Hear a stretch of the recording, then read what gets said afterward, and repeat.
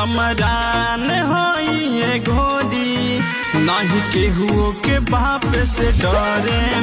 चमरान होई ये गोरी नहीं केहू के बाप से डरे।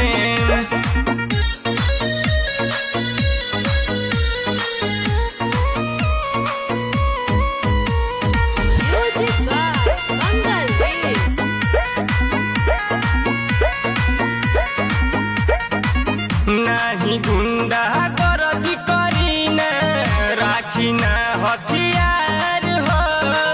खोप बाटे नाम से हमरे जाति के होई चमार हो।